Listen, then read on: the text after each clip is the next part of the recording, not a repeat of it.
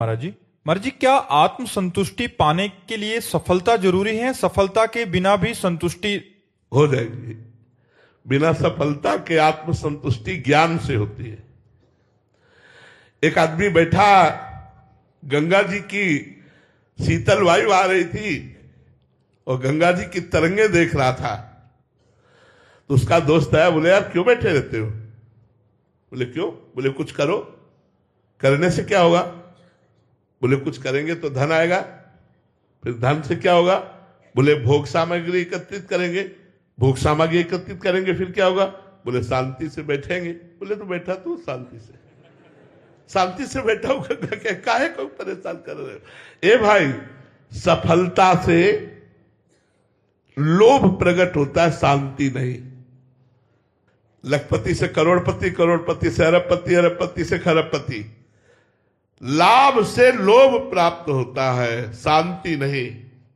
शांति तो ज्ञान से प्राप्त होती है, शांति तो त्याग से प्राप्त होती। त्यागात् शान्तिरनन्तरम् ज्ञानम लब्ध्वा पराम शांति मचिरेणाधिगच्छति। यदि आप गरीब हैं, कोई पूछता नहीं है और आप भगवान के भक्त हैं, तो आप बादशाह के बादशाह हैं। चाह मिटी चिंता मिटी, मनुआ बेपरवाह, जिनको कछु न चाहिए वो साहन के साह। ये सब भिखारी है जो चाह करते हैं। कोई 1 रुपए का भिखारी, वो थोड़ा बड़े भिखारी, करोड़ रुपए के, अरब रुपए के, खरब रुपए के भिखारी है। बादशाह तो वो है जिसे कुछ नहीं चाहिए, भगवान से भी कुछ नहीं चाहिए। वो है भगवान का दास, जिसे ज्ञान हो चुका है, जो माया मुक्त हो चुका है। वही तो सफलता वास्तविक है, शांति। और वो प्राप्त होती है भगवान की भक्ति से या ज्ञान मार्ग से। रीता जी मैनपुरी से, राधे राधे। महाराज जी आपसे सुना है कि श्री जी कुछ नहीं देखती, केवल अपनापन देखती हैं। आपकी कृपा से और श्री जी की कृपा से श्री जी के प्रति थोड़ा सा अपनापन तो आया है, लेकिन ऐसा नहीं कि केवल श्री जी से ही अपनापन है, अन्य चीजों में भी अपनापन बना हुआ है। तो महाराज जी अन्य चीजों से अपनापन हटाकर केवल और केवल श्री जी के चरणों में ही अपनापन आए, इसके लिए क्या करें? पहले तो प्रार्थना और दूसरा नाम जप। पहले तो हम श्री जी से प्रार्थना करें कि महारानी जी ऐसी कृपा करो कि मेरी चित्त वृत्ति आपके चरणारविंद में समर्पित रहे। और दूसरी बात, राधा राधा राधा राधा राधा। प्रभु से प्रार्थना आत्मसमर्पण की और निरंतर नाम जप, ये आपका सबसे ऊंचाई पर पहुंचा देंगे। परमार्थ की ऊंचाई पर चढ़ना है तो ये 2 बातें बहुत सावधानी से जीवन में उतारना है। हमारे माई श्यामाजू को राज, जाके अधीन सदाई सांवरो, या ब्रज को सिरताज। हमारे माई श्यामाजू को राज। मैं महारानी जू का हूं, मैं लाडली जू का हूं, मैं प्रिया जू का हूं। ये बात ठसक आवे और हर समय राधा राधा राधा राधा नाम, तो प्रिया जू से अपनापन हो जाएगा। हर वस्तु व्यक्ति स्थान में प्रिया जू की कृपा दिखाई देगी, प्रिया जू का दुलार दिखाई देगा, प्रिया जू की स्मृति रहेगी। यही प्रिया जू से अपनापन है। देखो श्री जी की कितनी कृपा, मुझे मनुष्य जन्म दिया। श्री जी की कितनी कृपा, मुझे वृंदावन में साधु समागम दिया। श्री जी की कितनी कृपा, मुझे राधा नाम सुनाया। श्री जी की कितनी कृपा, मैं राधा नाम जप रही हूँ। श्री जी की कितनी कृपा कि मुझे कहने का अधिकार दिया कि मैं स्वामी लाडली जू की हूँ। ये बात हमारे हृदय में आवे, बार बार कृपा की बात याद करके रोए, श्री जी से अपनापन हो जाएगा। प्रेम जी अलीगढ़ से, गुरुदेव भगवान सच्चा आनंद या शरणागति जीवन में कब उतरती है, किससे मिलती है? देखो, सच्चा आनंद तो अपने अंदर है, उसकी चाबी है नाम, देते हैं गुरुदेव। पक्का, बिल्कुल पक्का 100%। सच्चा आनंद तिजोरी में बंद है, उसकी चाबी है नाम। जासु नाम भव भेषज झरन घोर त्रिशूल। तीनों तापों का नाश करके परमानंद प्रदान करने वाला भगवान का नाम, और वो देते हैं गुरुदेव। अगर गुरुदेव से नाम लेकर निरंतर जपा जाए और गंदे आचरणों का त्याग कर दिया जाए, तो सच्चा आनंद है भगवान, सच्चा आनंद है आत्मानंद। उसी की प्राप्ति होती है, केवल गुरुदेव कृपा। जो गुरुदेव का आश्रय नहीं लिए, जो गुरुदेव कृपा पात्र नहीं है, वो चाहे जो कुछ कर ले उनको अनुभव ही नहीं होगा। ये मार्ग इतना भूल भुलैया वाला रखा गया है कि अनुभव में ही नहीं आएगा। माल खूब चकाचक अंदर है, पर चाबी है नाम। जब तक नाम जप नहीं करोगे तब तक बात नहीं बनेगी। खूब नाम जप करो, बारी मथे घृत होए बरु, सिकता ते बरु तेल, बिनु हरि भजन न भवतरी, या सिद्धांत पेल। जब तक भजन नहीं करोगे भाई तब तक आनंद का अनुभव नहीं होगा। आनंद कहीं और नहीं, अपने अंदर है। अगर हमारा मन अशांत है तो मंदिर में जाकर भी हम अशांति ही प्राप्त करेंगे, और मन शांत है तो कहीं भी बैठ जाओ शांति ही शांत है। तो हमें जरूरत मन को शांत करने की है। हमारे आनंद स्वरूप में कभी कमी हुई नहीं, न है न होगी। वो हमारा स्वरूप है जो सच्चिदानंद में आत्म स्वरूप है। उसकी प्राप्ति के लिए नाम जप करो, वही सच्चा सुख है। ये देह सुख, लोक परलोक के सुख, ये सब माइक है। आशुतोष चौहान जी, राधे राधे महाराज जी। महाराज जी, आपसे सुना है कि शरणागति दो प्रकार की होती है, एक बिल्ली के बच्चे की जैसी और दूसरी बंदरिया के बच्चे जैसी। तो महाराज जी, बिल्ली के बच्चे जैसी शरणागति हम भगवान के प्रति कैसे प्राप्त कर सकते? बहुत कठिन है यार। ये बुद्धि चलती है, ये बुद्धि चलती। जब बुद्धि चलना बंद हो जाए, अजात पक्षायु मातरम खगा, जैसे घोंसले में बैठा हुआ पंछी का बच्चा जिसके पंख नहीं निकले, वो केवल माँ की बाट जोहता है, ऐसे ही जो केवल भगवान की कृपा की बाट जोहता है। मुझे कुछ नहीं पता, राधा राधा राधा, मुझे क्या करना है मुझे नहीं पता, कहाँ जाना है मुझे नहीं पता। मेरा लक्ष्य, मेरा सब कुछ श्री जी है। अब श्री जी जाने, बस राधा राधा। जो गुरु ने पकड़ा दिया वो पकड़े राधा राधा हुए। तो उसकी आध्यात्मिक उन्नति, जैसे बिलैया अपने बच्चे को मुंह में दबाकर स्थान परिवर्तन करती, ऐसे आध्यात्मिक उन्नति उसकी भगवान करते हैं। पर वो केवल नाम जप करते हुए भगवान के आश्रित रहता है, अपनी बुद्धि नहीं चलाता। और जो बुद्धि चलाते हुए शरणागत होता है वो बंदरिया का बच्चा होता है। जैसे बंदरिया छलांग लगाएगी तो अपने बच्चे को इशारा कर देगी, बच्चा संभले संभले न संभले न संभले, छलांग मारी वो धम्म से नीचे गिर गया, तभी बच्चा तुरंत संभल कर पकड़ लेता है। तो वो बुद्धिमान लोग हैं जो भगवान की शरणागति में बुद्धि का भी प्रयोग करते हैं। तो बंदरिया के बच्चा की शरणागति, और जो बिल्कुल भोले बनकर भगवान की शरण में है कि मुझे कुछ नहीं पता, जैसा चाहे भगवान वैसा करे, जोई जोई प्यारो करे, सोई मोई भावे, क्या अच्छा क्या बुरा मुझे तो ज्ञान नहीं, मैं तो आपकी शरण में हूं। वो बिलैया का बच्चा, उसकी निश्चित उन्नति होगी, उसका निश्चित कल्याण होगा। कुलवंत सिंह जी, राधे राधे महाराज जी। महाराज जी, भक्त कबीरदास जी महाराज जी के शब्द हैं, काचे गुरु ते मुक्त ना हुआ। महाराज जी, अगर गुरु काचा है तो जीव का उद्धार कैसे होगा? महाराज जी, नाम तो साचा है, आप समझो। गुरु काचा है, नाम तो साचा है। मिठाई देने वाला दुकान में मिठाई बेच रहा है, उसने मिठाई खाई कि नहीं खाई हम प्रश्न करते हैं क्या? हम तो केवल मिठाई से मतलब रखते हैं। तो कोई भी गुरु वो यही कहेगा, राम कृष्ण हरि जपो। नाम अपने आप में पूर्ण है, नाम ही सदगुरु है, नाम ही ज्ञान है, नाम ही तीर्थ है, नाम ही श्रद्धा है, नाम ही परम पद है। ब्रह्म राम से नाम बड़, वरदायक वरदान। अगर कोई भी गुरु कहता है राम राम जप करो, आप राम राम जप करो, देख लो। अगर आप सिद्ध ना हो जाओ तो हमें बता देना। अब नाम जपना करो, सिद्ध साचा गुरु भी हो तो भी आपकी दुर्गति नहीं रुक सकती। साचा गुरु है और नाम जप नहीं करते हो, मनमानी आचरण करते हो, तो क्या होगा? सिद्ध पुरुष के समीप भी हम आप पीछे अभी कह चुके हैं, कच्चे पाए गए। क्यों? क्योंकि उनकी आज्ञा का पालन नहीं करते। कोई भी गुरु नाम देता है, हम कहते हैं नाम पर भरोसा करो, ये व्यक्ति पे भरोसा मत करो, नाम पे भरोसा करो। नाम तुम्हारा कल्याण कर देगा। अगर नाम में संशय है तो साचे गुरु की भी प्राप्ति होने पर काम नहीं बनेगा। और नाम में संशय नहीं तो कहीं से भी नाम। अब आपको उदाहरण देते हैं, पूज्यपाद सिउड़िया बाबा जी महाराज बड़े सिद्ध महापुरुष हुए।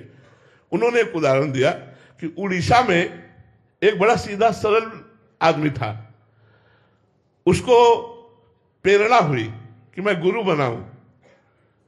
तो एक भेष में रहते थे, उनके पास गया और कहा मैं आपको गुरुदेव के रूप में वरण करना।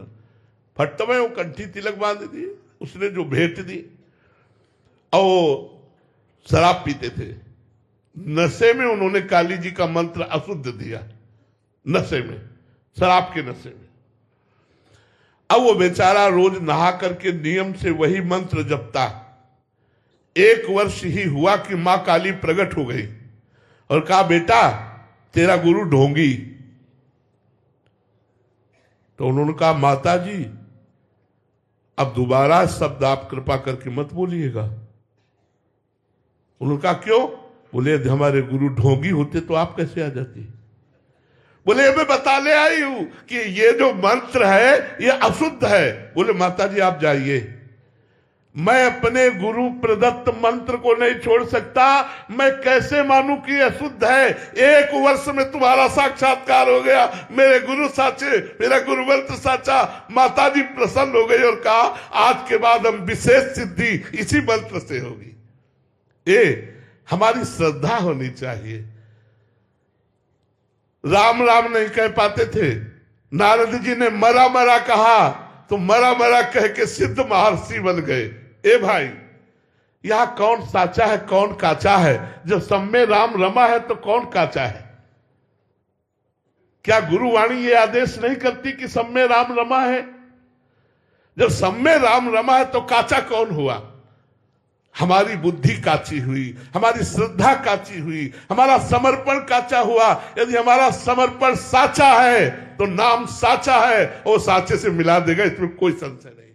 ये हमारी श्रद्धा कहती है, ये हमारा भाव कहता है। श्रवण कुमार जी, राधे राधे महाराज जी। महाराज जी, जब हमारा लक्ष्य भगवत प्राप्ति है तो ये जीव संसार में क्यों फंसता रहता है महाराज जी? एक लक्ष्य बना। हाँ यार, यही तो समस्या मन की है कि इसको समझाओ कि तुम्हारा जो लक्ष्य है वो श्री भगवान है, आनंद भगवान में, लेकिन ये नहीं मानता यार भैया। इसको लाख समझाओ कि परमानंद भगवान में है, शास्त्र कहते हैं, गुरु कहते हैं, लेकिन कहता नहीं।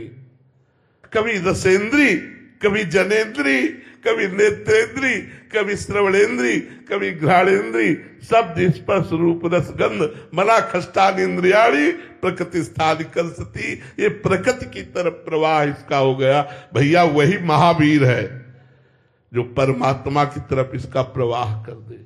अभ्यास के द्वारा, गुरु कृपा के द्वारा।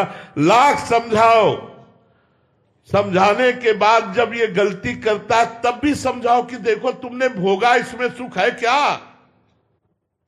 पर वो फिर दूसरे घंटे में नई रचना के लिए तैयार है, नए ढंग से भोगने के लिए तैयार है, नए शरीर को भोगने के लिए तैयार है, नई वस्तु को भोगने के लिए तैयार है। इसी से हमारी दुर्गति होती गई। सत्संग के द्वारा, नाम जप के द्वारा, शास्त्र स्वाध्याय के द्वारा, पवित्र सात्विक भोजन के द्वारा हम इसको सुधार सकते हैं। और ये अगर लग गया भगवान में तो बाजी जीत गए।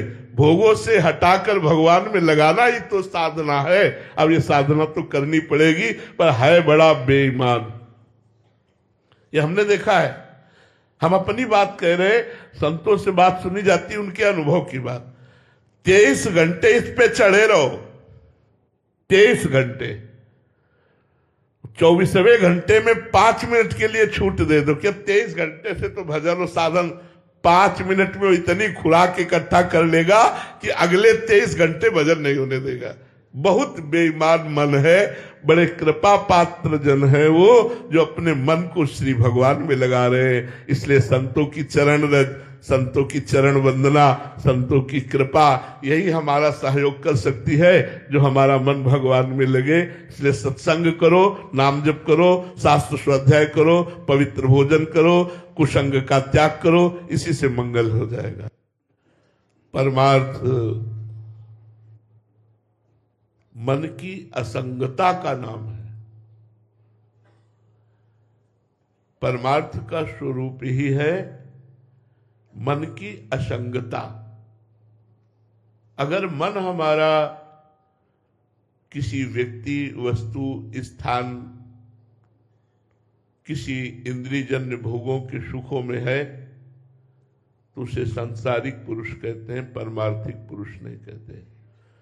परमार्थिक पुरुष उसे ही कहते हैं जिसने अपने मन को वस्तु व्यक्ति स्थान से हटाकर सा वै मनः कृष्ण पदारविंदयो मन मना भव। भगवान ने मय्येव मन आधत्स्व मयि बुद्धिम निवेशय, भगवान आदेश करते हैं। यदि आप गृहस्थ धर्म में से चलते हैं तो अपने संपूर्ण परिवार को, संपूर्ण कर्म को, संपूर्ण धन वैभव को भगवान के श्री चरणों में समर्पित करके सेवक की भांति भगवान का स्मरण करते हुए पूरा जीवन अधर्म रहित होकर व्यतीत करें तो आपको भगवत प्राप्ति हो जाएगी। आप विरक्त हैं तो पूर्ण रूप से वस्तु व्यक्ति स्थान के संग्रह परिग्रह का भाव त्याग करके मन से निरंतर मच्चित्ता मदगत प्राणा, भगवान के चित्त वाले, निरंतर भगवान का चिंतन। एक भी वृत्ति यदि भगवान के चिंतन से रहित विषय चिंतन में गई तो हमारी विरक्ति कलंकित हो गई। हमारा वैराग्य मार्ग तभी पुष्ट माना जाएगा जब एक भी वृत्ति भगवान से विलग न जाए। मुरारी पादार्पित चित्त वृत्ति, एक एक वृत्ति भगवान के चरणों में। सर्वतो मनुष्यो असंगमादौ संगम च साधुषु, सबसे असंग। एकमात्र अगर संग करे तो साधु पुरुषों का। साधु पुरुष मिलना बड़ा कठिन है। भगवान जब कृपा करते हैं तो साधु पुरुष मिलते हैं जो अनपेक्षा, किसी की अपेक्षा नहीं होते, मच्चित्ता, भगवान में चित्त को अर्पित किए हुए हैं। जो समदर्शिना, सब में भगवान का दर्शन करते हैं। एक एक वृत्ति भगवदाकार जिसकी है वही परमार्थिक पथिक है। धोखा है। आज हम अपने मन को बहिर्मुख कार्यों में इतना रत कर दिए कि मानसिक संकल्प विकल्प सब व्यवहारिक हो रहा है, परमार्थिक बहुत कठिन है। इसीलिए हम सबसे प्रार्थना करते हैं एक एक श्वास में कई कई नाम जप करने की आप वृत्ति धारण करें, सब ठीक हो जाएगा। परमार्थ को धारण करना बहुत कठिन है। हम उसी मार्ग के पथिक हैं, उसका अनुभव कर रहे हैं। जैसे चंचल हिरन को बहेलिया पकड़ता है तो विश्वास नहीं रखता, अगर जरा भी छूट पा जाए तो भाग जाएगा। ऐसे ये मन जरा भी छूट पाता है तो स्त्री में, धन में, भोगों में, मान प्रतिष्ठा में ये भाग जाता है।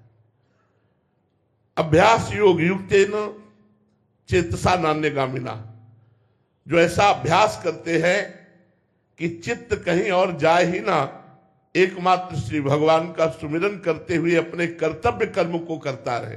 कर्म बाधक नहीं है, कर्माशक्ति फलाशक्ति बाधक है। अगर सुख दुखे समय कृत्वा लाभा लाभो जया जयो भाव से हम कर्म करें और भगवान को समर्पित कर दें और नाम जप करें तो चाहे गृहस्थ हो चाहे विरक्त हो, निश्चित भगवत प्राप्ति है। और ये भगवत प्राप्ति करना ही मनुष्य जीवन का परम लक्ष्य है, परम लाभ है। यदि भगवत प्राप्ति नहीं हुई तो बहुत बड़ी हानि हो जाएगी। ये हानि पता नहीं किस कल्प में अवसर मिलेगा हमको। युग की बात नहीं कहता, भगवान ने कृपा करके हमें ये दुर्लभो मानुषो देहो दिया है, पर देही नाम क्षण भंगुरा, कभी क्षण में नष्ट हो जाएगा। इसमें हमें भगवत प्राप्ति करनी है। अगर हमने भजन नहीं किया, मनोरंजन में हम अपना समय व्यतीत कर रहे हैं तो रोग, दुख, विपत्ति, संकट, मृत्यु ये हमारे ऊपर शासन करने के लिए तैयार है। कभी भी कुछ भी कहीं भी हो सकता है। इसलिए सबसे प्रार्थना है नाम श्वास दो बिलक चलत है, इनको भेद न मोह को भावे। श्वास नाम, नाम ही श्वासा, नाम श्वास को भेद मिटावे। एक एक श्वास में कई कई बार राधा राधा राधा, कृष्ण कृष्ण कृष्ण, राम राम, हरि हरि, जो नाम आपको गुरु जी ने दिया है। श्वास श्वास खूब नाम जप करो और मन से लड़ो, दुलार मत करो। प्रायः हम मन से लड़ नहीं पाते। अगर लड़ने की कोशिश करते तो इतना जलाता है कि हम हार करके दस्तखत कर देते, वो जो चाहता है वही हम करने लगते। इसी से हमारा पतन हुआ है, इसी से हमारा जन्म मरण हुआ है।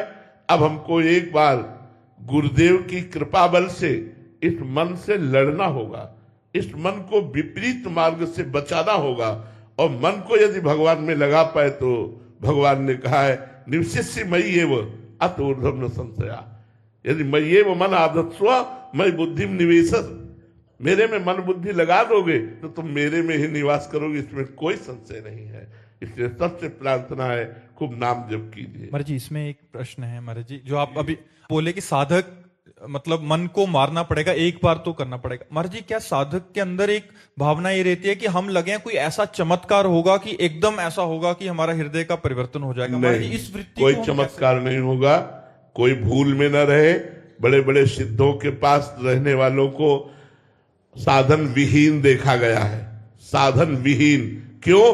क्योंकि वे उनकी प्राकृतिक भोग सामग्री का भोग करते हैं, आंतरिक साधना में उनकी आज्ञा का पालन नहीं करते। इसलिए सिद्ध महापुरुष के पास रहते हुए भी वो परमार्थ विहीन देखे गए हैं। आज्ञा का पालन करने वाला लाखों कोस दूर होकर वो गुरुदेव की आज्ञा से साधना में अग्रसर होता है, और गुरुदेव के समीप रहने वाला, उनकी प्राकृतिक वैभव का भोग करने वाला, उनकी आज्ञा का उल्लंघन करके वो आगे नहीं बढ़ पाता है। इसलिए आज्ञा पर चलना ही परमार्थ का स्वरूप होगा, वो मानना ही पड़ेगा। ऐसा कोई चमत्कार नहीं है, नहीं है, नहीं है कि हम तुम्हें छू दें और तुम बदल जाओ, हम संकल्प करें तुम बदल जाओ, ऐसा नहीं है। ऐसा हो तो ऐसे ऐसे करुणा में सिद्ध संत हुए कि पूरे विश्व को भगवत दर्शन करा दे। उनका हृदय चाहता है सबका कल्याण हो जाए। कौन संत ऐसा है जो ये नहीं चाहता कि कल्याण हो जाए? पूरा दिन घूम रहे हैं इस बात के लिए कि जगत का मंगल हो जाए, जगत का कल्याण हो, सब लोग धर्मात्मा बने, गलत आचरणों से बचे। संतों को देखो ना, सब संत इसी में तो लगे हुए हैं, लेकिन उनके बदलने से नहीं बदलेगा। आपको बदलना होगा अपने आप को। यदि आप उनकी बात नहीं मानोगे, उनकी आज्ञा के अनुसार नहीं चलोगे, तो लाख उपदेश दे दो सब व्यर्थ चला जाएगा, लाख प्रयास कर दो सब व्यर्थ चला जाएगा। आप कृपा करो। 3 कृपा होती है जीव के उद्धार के लिए। पहली कृपा होती है हरि कृपा, जो हमें मनुष्य जन्म और साधु संग देती है। दूसरी कृपा होती साधु कृपा, जो हमें हरि नाम और साधना देती है। तीसरी कृपा होती अपनी कृपा, जो हम गुरु ने साधना दी उसके अनुसार चले तब हम भगवत प्राप्ति कर पाते हैं।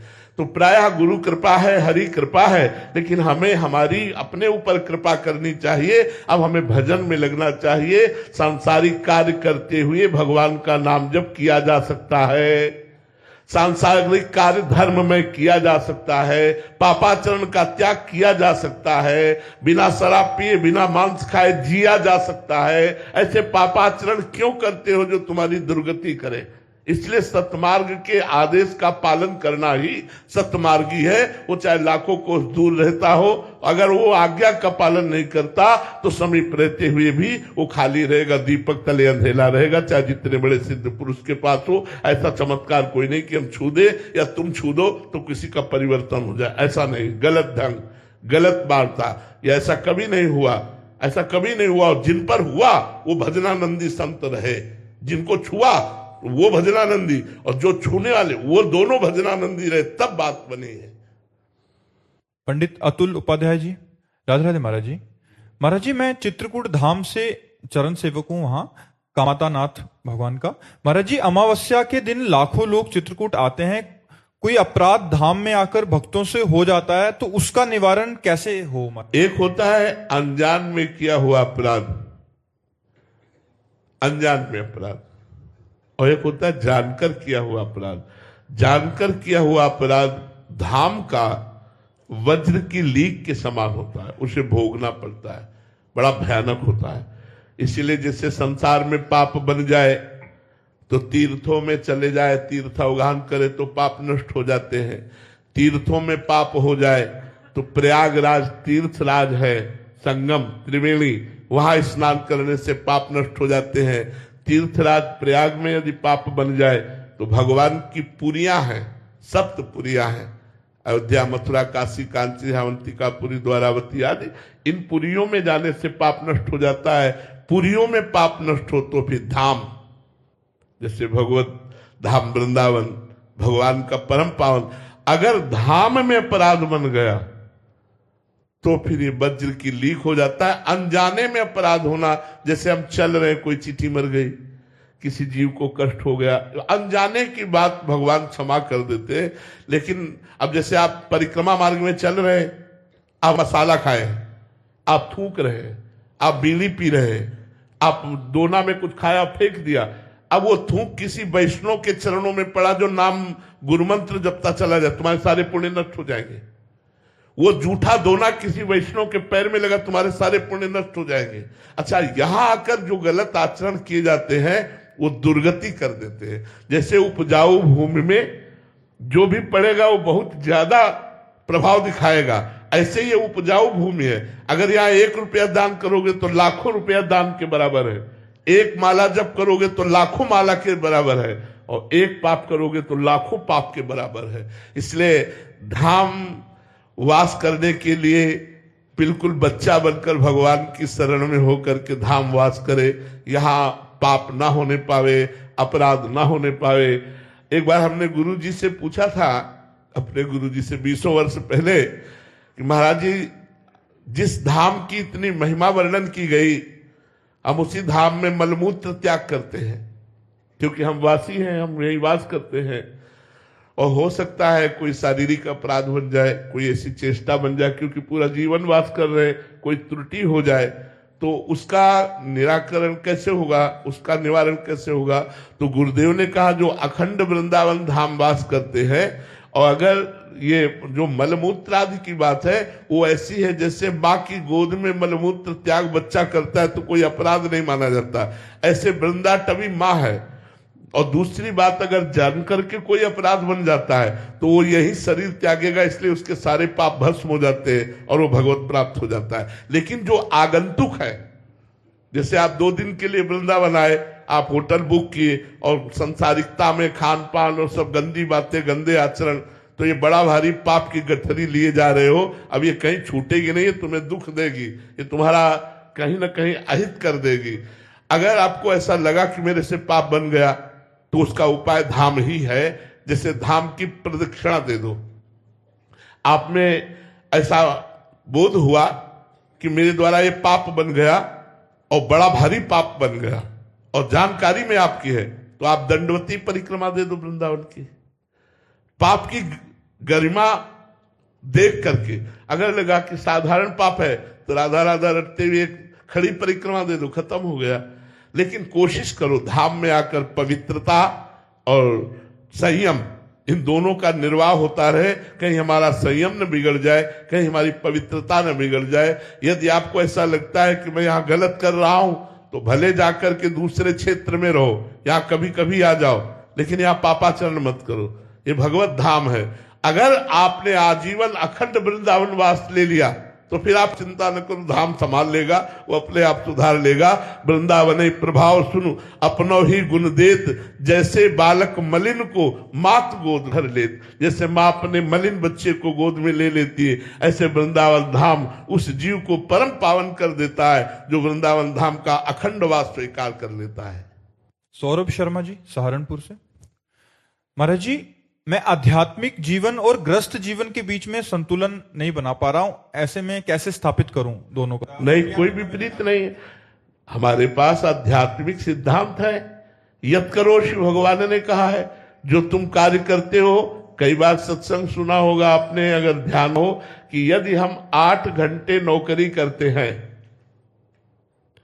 8 घंटे में क्या आपको 8 बार कहने का अवसर नहीं मिला राधा राधा?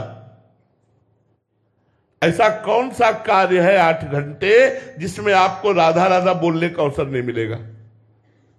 अगर 8 घंटे में 8 बार राधा राधा बोला और 8वां घंटे के बाद हाथ जोड़ करके, हे प्रभु, प्रथम घंटे से 8 घंटे तक जो आपकी सेवा सांसारिक की वो आपको समर्पित करता हूं, भक्ति हो गया, कर्म समर्पण भक्ति हो गया।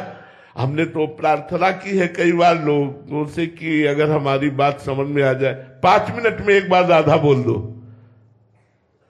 हर 5 मिनट में एक बार राधा बोल दो। अगर तुम्हारी भगवत प्राप्ति न हो तो बताना, तुम्हारी सारी कामनाएं शांत हो जाएगी।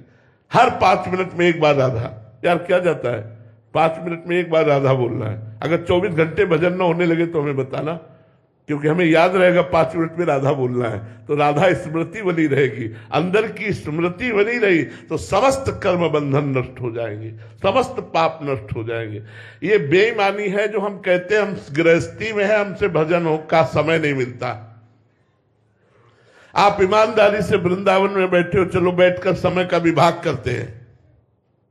24 घंटे हैं, 12 घंटे कौन काम करता है? कोई बिरला ही काम करता है। नहीं, 8 घंटे प्राय 10 घंटे काम करते हैं। हम 12 घंटे आपको काम के दिए, कार्य के 12 घंटे कार्य के दिए, 6 घंटे सोने के दिए, 12 6 18, 2 घंटे भोजन के लिए दिए, 18 19 20, 1 घंटे मनोरंजन के लिए दिए, 21, 3 घंटे बचे।